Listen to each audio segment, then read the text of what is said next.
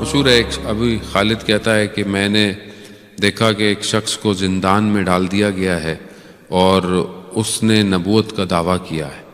تو کہتے ہیں میں اندر سے بڑا ہوا کہ یہ کون ہے، تو میں نے سوچا کہ جا کر دیکھتا ہوں. تو میں گیا تو میں نے اس سے پوچھا کہ بھائی تم کہاں ہو؟ تو اس نے بتایا میں حلب کا سیریا کا رہنے والا ہوں، اور جہاں پر امام کی سر کی جگہ ہے میں وہاں پر اکثر ہوتا تھا بیٹھا.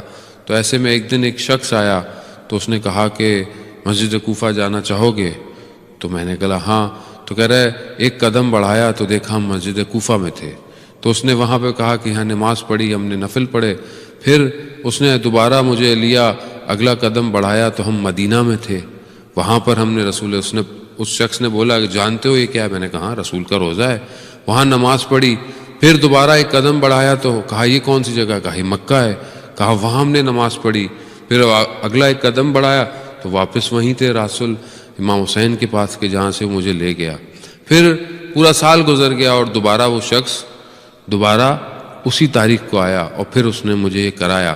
لیکن اب کہ جب جانے لگا تو میں نے اس کو روک لیا اور میں نے اسے کہا کہ تمہیں قسم اس کی جس نے تمہیں یہ علم عطا کیا ہے، تم اپنا نام تو بتا دو کہ تم کون ہو. تو اس نے اپنا نام بتایا کہ وہ امام رضا کی اولاد امام تقی علیہ السلام تھے. اللہم صلی علی محمد. کہتے ہیں یہ بات میں نے ایک کو بتائی تو یہ بات پھیلی، اور یہ بات جب خلیفہ تک پہنچی تو اس نے مجھے قید میں ڈال دیا اور اس نے مجھے بند کر دیا، جبکہ میں نے کوئی نبوت کا دعویٰ نہیں کیا تھا. میں تو یہ تھا، وہ میری بات پہ ان کو یقین نہیں آیا، میری بات کو مذاق اڑانے لگے اور مجھے قید میں ڈال دیا. اور جب تو ایک اور جگہ ملتا ہے کہ جب اس نے کہا کہ مجھے آزاد کرو تو اس نے بولا وہی جو تمہیں یہاں سے وہاں لے کے جا سکتا ہے اس کو بولو تمہیں آزاد کرا دے گا. تو ابھی خالد کہتا ہے کہ کچھ دنوں بعد میں نے پتہ کیا کہ زندان جاؤں تو دیکھا کہ زندان والوں سے پوچھا وہ کہاں ہیں؟ کہا وہ شخص اچانک سے ساری زنجیریں وہیں کی وہیں تھیں، وہ شخص وہاں سے غائب ہو گیا ہے.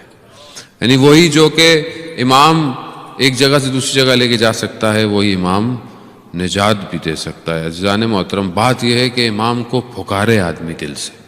جب آپ اپنے دل سے اپنے امام کو پکاریں گے، امام سے توسل کریں گے تو یقیناً امام مدد کو آئیں گے.